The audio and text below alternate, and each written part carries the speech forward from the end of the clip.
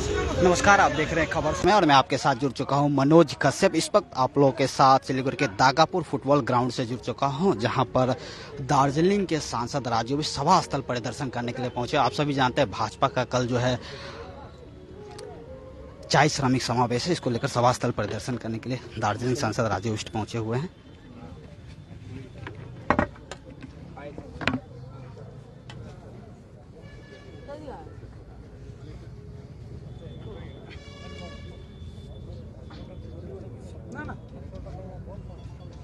शुरू करें।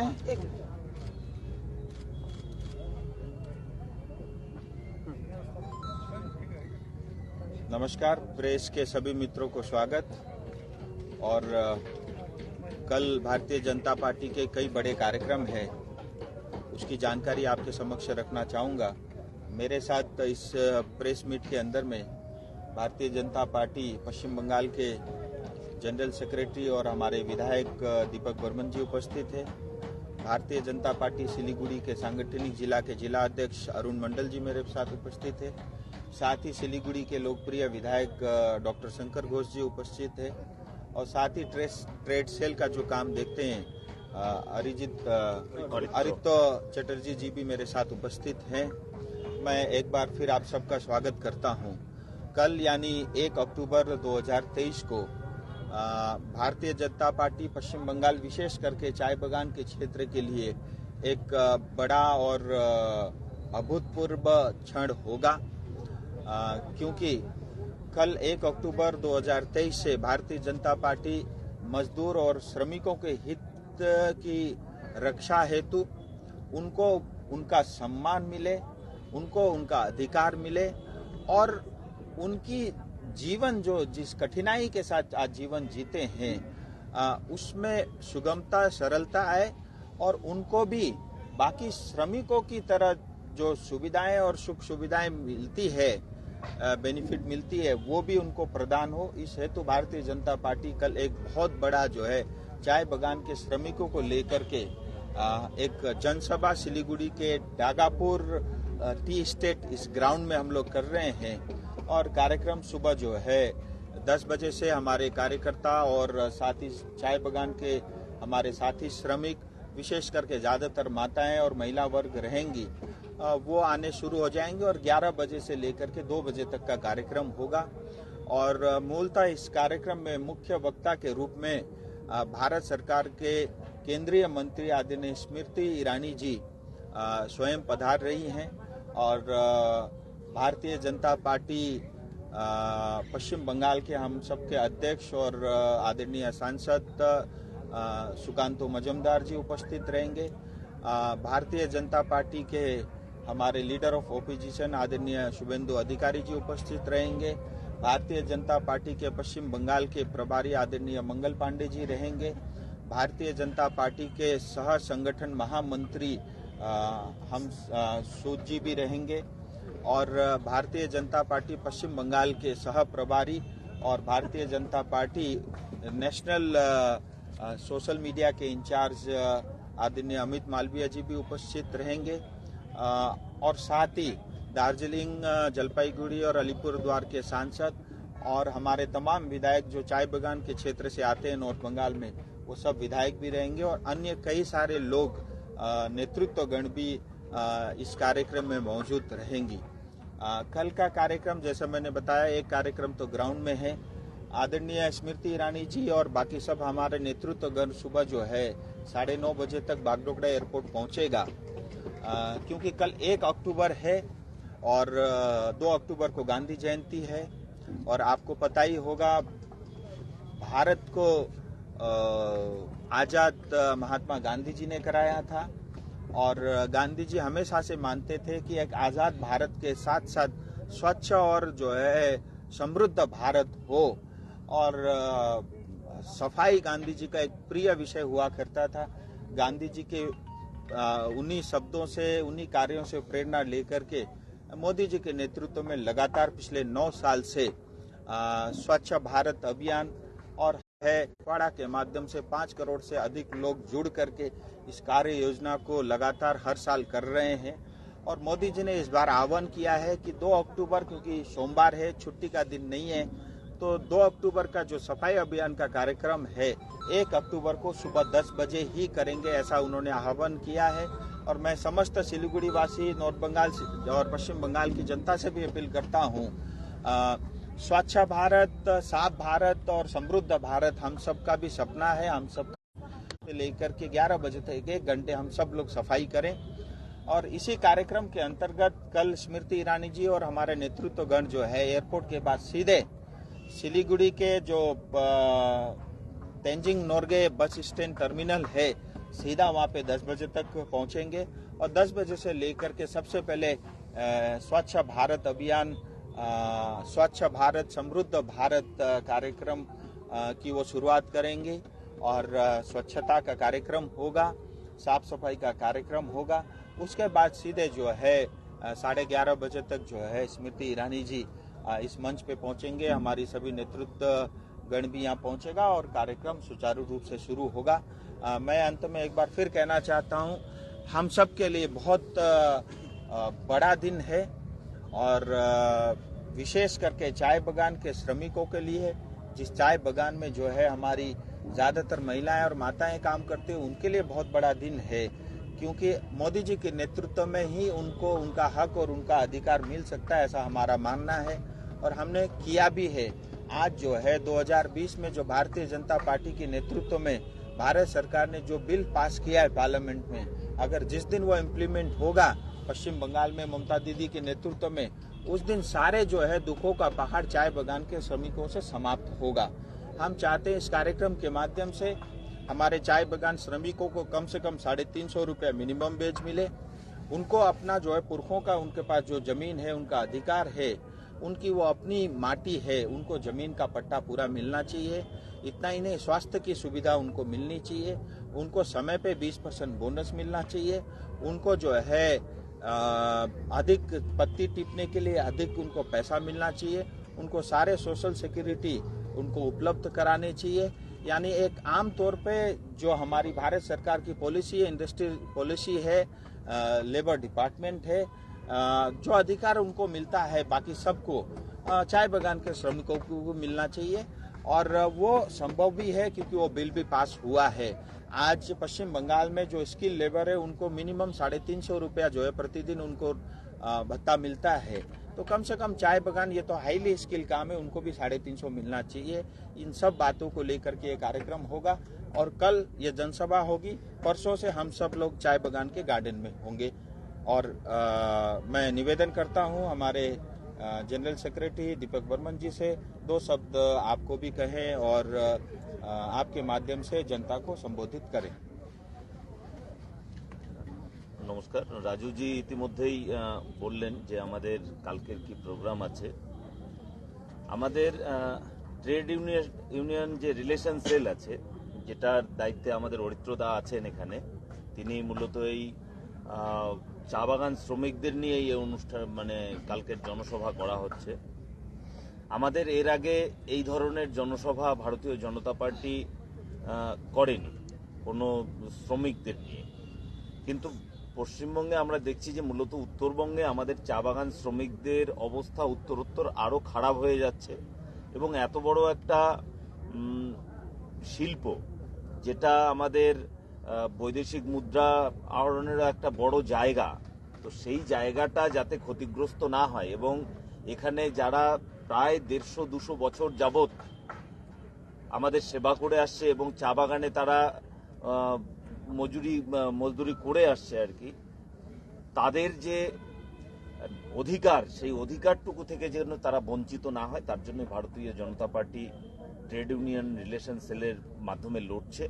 আগামীকাল আমাদের একটা ঐতিহাসিক সভা হতে যাচ্ছে এবং এই সভা অত্যন্ত সফল হবে। ধন্যবাদ।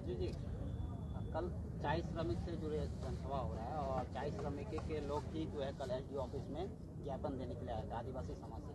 उनका कहना है कि उनको जो है पट्टा नहीं, खतियान चाहिए और पास जमीन चाहिए। जो 5 डिसमिल का उनको जो सपना दिखाया जा रहा है वो नहीं चाहिए। देखिए, मैं आपको बता रहा हूँ कि चाय बागान की स्थिति को हमको भी समझना होगा। चाय बागान ये करीब 200 साल से चल रहे हैं और 200 साल से उनके घर बने हुए हैं, उनकी अपनी जमीन है जहाँ पे वो साग सब्जी उगाते हैं, उनका परिवार का पालन पोषण होता है और उनके कब्जे में, उनके अधीन में जो जमीन है, पूरा का पूरा जमीन का पट्टा उनको मिलना चाहिए। ये हमारी पहली मांग है। ममता दीदी ने बड़ी चालाकी से 5 डेसिमल का एक फॉर्मूला निकाला। इसको भी समझिए, 2 तरीके से फॉर्मूला लागू करने की कोशिश की। पहले पहाड़ में उन्होंने कहा हम 5 डेसिमल रिफ्यूजी पट्टा देंगे। तो क्या चाय बगान में काम करने वाले श्रमिक रिफ्यूजी है? मतलब टीएमसी सरकार एक तरफ पट्टा रोहिंग्या को और बांग्लादेशी घुसपैठियों को पक्का पट्टा दे करके सिलीगुड़ी में और नॉर्थ बंगाल में बसाती है, वहीं हमारे श्रमिकों का अपमान करती है ये कह करके आप रिफ्यूजी पट्टा लो। हमको जो है हमारे कब्जे में जो जमीन है उसका ओरिजिनल पट्टा चाहिए, नंबर 1। दूसरा, उन्होंने क्या किया, पहाड़ की स्थिति ऐसी है, पहाड़ में लेबर कॉलोनी नहीं है, पहाड़ में तो गांव बसे हुए बस्ती है और वहां पे भी उन्होंने 5 डेसिमल का फॉर्मूला अपनाया कि आपका जो घर है उसका हम पट्टा देंगे 5 डेसिमल। और डुवर्स में तो और भी अलग तरह का स्कीम निकाल दिया, जहां पे जिस घर में आप रहते हो उसका 5 डेसिमल नहीं, हम कहीं दूर जंगल में जहां पे कुछ उगता नहीं है वहां पे जो है 5 डेसिमल आपको देंगे। तो ये कई तरह के फॉर्मूले उन्होंने लागू करने का प्रयास किया। पहाड़ की जनता ने नकार दिया, उनको विड्रॉ करना पड़ा। और डुवर्स में भी हमारे श्रमिक भाई बहन इसको जो है कभी भी मंजूर नहीं करेंगे। उनका विरोध जायज है, हम उनके साथ है। पार्टी क्या इसका विरोध करेगा? नहीं कर रहे हैं ना, हम बिल्कुल खुल के विरोध कर रहे हैं। ये 5 डेसिमल जमीन रिफ्यूजी और ये इलीगल तरीके से देने का प्रयास हो रहा है। चाय बगान से राजवंशी, आदिवासी और गोरखा और मतुआ समाज के जो लोग हैं उनको चाय बगान से बेघर करने का फॉर्मूला है।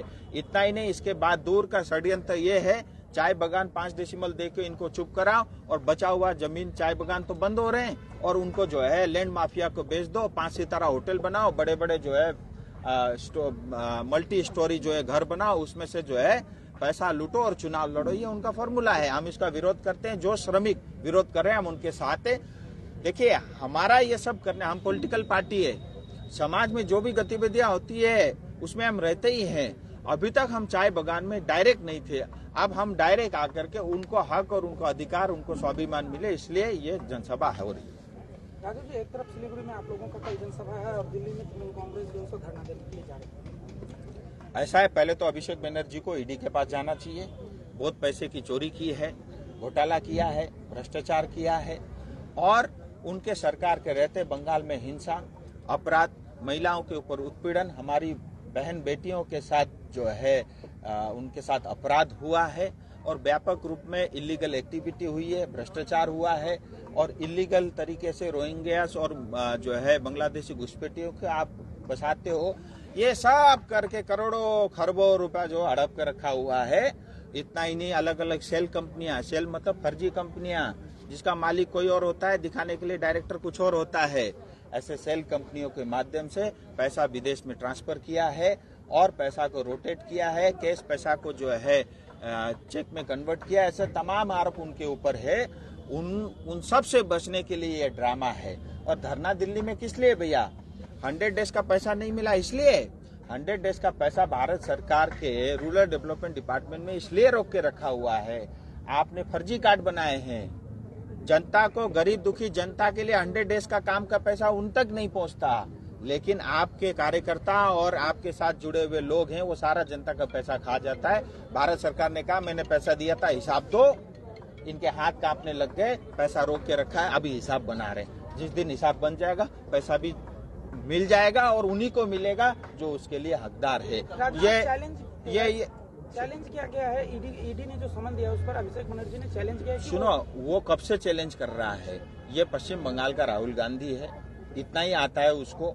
अब इसके ज्यादा दिन, बस 3 महीने उनके पास बचे हुए हैं। और देखिए, एक पार्टी ने, एक परिवार ने आज 10 करोड़ पश्चिम बंगाल की जनता को रुलाया है। कल उनको भी रोना पड़ेगा, उसके लिए 3 महीने का समय है। राजू जी, कल कुणाल घोष का एक बयान आया है, कहा कि जो आप लोग की तरफ से आरोप लगाया जा रहा है जो फर्जी जॉब कार्ड होल्डर है, अगर वो फर्जी जॉब कार्ड होल्डर है तो उनके सामने आके जो स्टेट प्रेसिडेंट सुकांतो मजूमदार बोले कि वो फर्जी जॉब कार्ड होल्डर है, उनका कपड़ा उतर जाए। यार, आप एक बात बोल रहे हो, ये सुकांतो मजूमदार जी का आप नाम ले रहे हो। ममता दीदी ने खुद डिक्लेयर किया है। मैं आपको उदाहरण बताता हूँ, मैं फर्जी में ऐसे बगैर आंकड़ों को नहीं बोलता। उन्होंने कहा कि कालिम्पोंग में 1 लाख फर्जी कार्ड है। सॉरी दार्जिलिंग में 1 लाख फर्जी कार्ड है, कालिम्पोंग में जो है 68,000 फर्जी कार्ड है, उन्होंने ही कर करके डिलीट किया है। मैं आपको स्टेटमेंट देता हूँ विद प्रूफ कागज में, जवाब दे दिया ना, हमारे पास तो विद प्रूफ है। और वो भारत सरकार को स्वयं बता रहे हैं इतने फर्जी कार्ड बने थे, हम ठीक कर रहे हैं। इसी में तो समय लग रहा है, हम कह रहे हैं भैया जल्दी ठीक करो, गरीब का पैसा जल्दी मिल जाएगा। और मैं तो आश्चर्य रहता हूँ भैया, जिस पार्टी ने बंगाल की आज जो स्थिति कराई, जरा सोचिए तो बंगाल क्या था।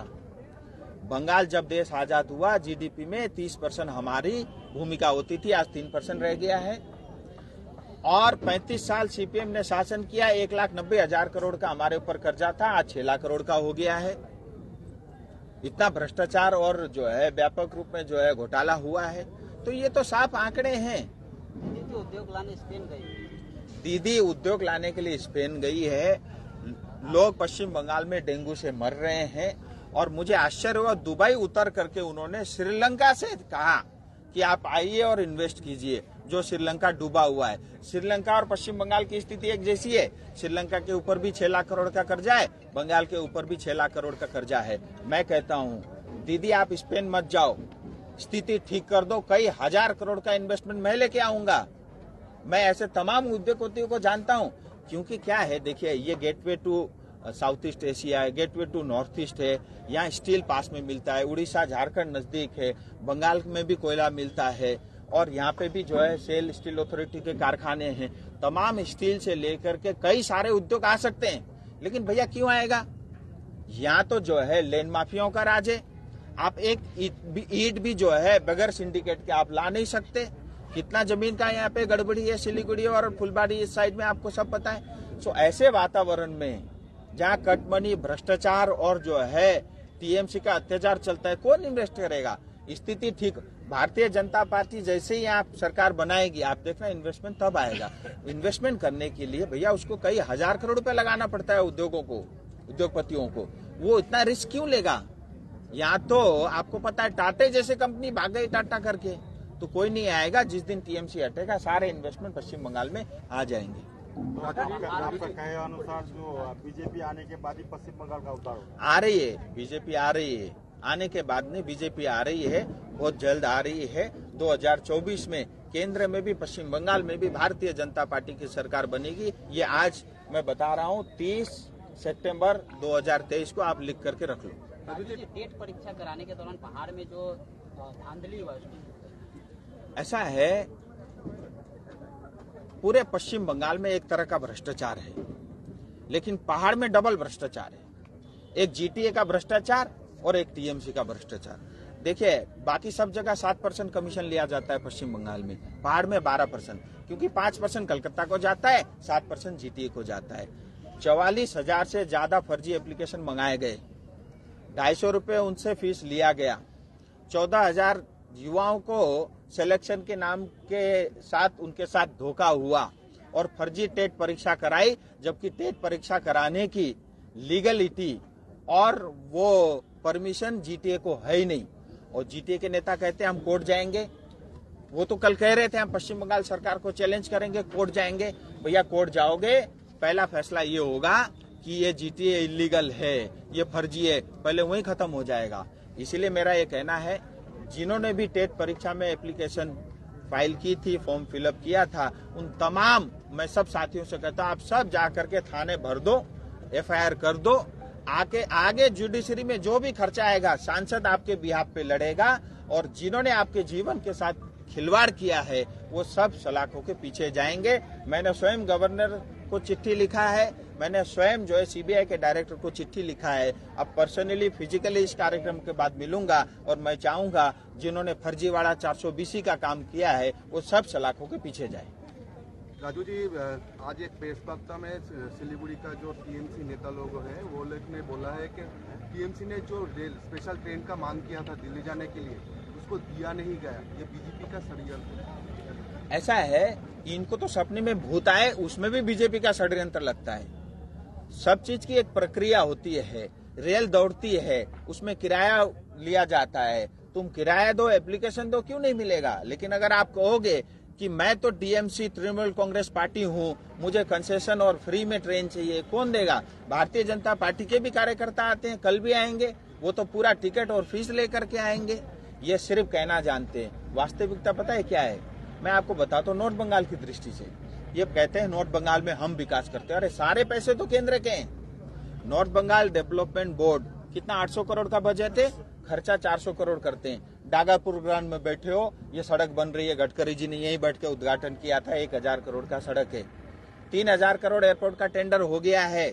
फुलबारी गौतम देव जहाँ से पहले लड़ते थे वहां से उनके घर तक 12 किलोमीटर की 4 लेन की सड़क बनेगी। 600 करोड़ रुपए भारत सरकार खर्च कर रही है। एनजीपी स्टेशन, यहाँ एनजीपी स्टेशन 400 करोड़ में आधुनिकीकरण हो रहा है। इतना ही नहीं, सिलीगुड़ी की जनता को पीने का पानी नहीं मिलता था, साफ पानी नहीं मिलता था। 500 करोड़ पानी के लिए, 250 करोड़ सीवरेज ड्रेनेज के लिए। मैं तमाम ऐसे विकास के काम, रेल से लेकर के, रोड से लेकर के, एयरपोर्ट से लेकर के, पानी से लेकर के सब गिना सकता हूं। मैं चैलेंज करता हूं टीएमसी के तमाम नेता, आप ओपन डिबेट के लिए मैदान में आ जाओ। मैं भारतीय जनता पार्टी की ओर से अकेला खड़ा रहूंगा और मैं सिद्ध करूंगा कि टीएमसी ने कितना भ्रष्टाचार किया है, और ये भी सिद्ध करूंगा कि मोदी जी के नेतृत्व में कितना काम भारतीय जनता पार्टी का हो रहा है। राजू जी, जिस समय गोरखा जनमुक्ति मोर्चा आपके साथ समर्थन में थे, उस समय भी तो जीटीए था, उस समय असंवैधानिक नहीं था। मगर अभी जो है अनिल थापा के आने के बाद जो असंवैधानिक बताया जा रहा है, क्यों? देखो, जीटीए का जो है एग्रीमेंट, मैं उस समय तो राजनीति में नहीं था, 2011 में एक परिस्थिति के अनुरूप बनी थी और उसमें साफ लिखा हुआ था ये स्थायी नहीं है, ये एक टेम्परेरी अरेंजमेंट है जिसमें केंद्र सरकार, पश्चिम बंगाल सरकार और जो है उस समय के विमल गुरुंग जी और जनमुक्ति मोर्चा के अंतर्गत हुआ था। और उसमें 60-62 से ज्यादा डिपार्टमेंट ट्रांसपोर्ट डिपार्टमेंट थे। लेकिन जैसे ही विमल गुरुंग जी ने देखा कि यहाँ तो भेदभाव हो रहा है, यहाँ तो अन्याय हो रहा है, यहाँ पे तो टीएमसी हावी हो रही है, ट्रांसपोर्ट डिपार्टमेंट में भी काम नहीं हो रहा है और डिपार्टमेंट ट्रांसफर नहीं किया जाए, इसीलिए तो इस्तीफा दे दिया था। तो इस्तीफा दे दिया, बात खत्म। लेकिन भारतीय जनता पार्टी इसमें कहाँ है? कहीं भी नहीं है। हम तब भी जीटीए को असंवैधानिक बोलकर ही फिर पंचायत में भी आप लोग चुनाव में देखो भैया, असंवैधानिक है उसका मैं आपको प्रमाण देता हूँ। एक रूरल डेवलपमेंट डिपार्टमेंट, भारत सरकार एक चिट्ठी लिखता है फाइनेंस डिपार्टमेंट को, as recommended by state government of West Bengal, कि जीटीए को एक जिला परिषद जैसा मान करके, जीटीए को 6 शेड्यूल का एक एडीसी जैसा ट्रीटमेंट करके कृपया इनको पैसा दे दो। और जैसे ही वो चिट्ठी बाहर आती है, जीटी वाले बोलते हैं हम तो संवैधानिक हो गए, हमको तो मान्यता मिल गया। तो मान लो किसी चिट्ठी में एक डिपार्टमेंट लिख दे, वो भी पश्चिम बंगाल के कहने के बाद, उसको वो लीगल नीति मान लेते हैं, तो ये तो साफ है, उनको भी पता है कि ये इलीगल है। नहीं लड़ना चाहिए था पंचायत चुनाव, क्योंकि ये तो जीटीए का अंदर में पड़ रहा था। नहीं, पंचायत चुनाव और जीटीए का कोई मेल नहीं है। आपको मैं एक चीज बता रहा हूँ, पंचायत समिति, ग्राम पंचायत के जो भी बैठकें होती है, जो संवैधानिक पोस्ट पे उन्हीं को बुलाया जाता है। वहाँ पंचायत का मेंबर रहता है, समिति का मेंबर रहता है, एमएलए रहता है, एमपी रहता है। वहाँ कोई जीटीए का चेयरमैन नहीं रहता, वहाँ कोई जीटीए का सभासद नहीं रहता। आप पूछ लो और अपना जो है डाटा चेक कर लो, तो इससे साफ हो जाता है संवैधानिक नहीं है। बहुत बहुत राजू जी, एक क्वेश्चन, लास्ट क्वेश्चन। हाँ, पापिया घोष ने आज प्रेस वक्ता ने बोला है कि अगर टीएमसी का जो बस जा रहा है दिल्ली, वो यूपी में अगर रोका जाएगा तो बीजेपी सरकार यह भी याद रखे कि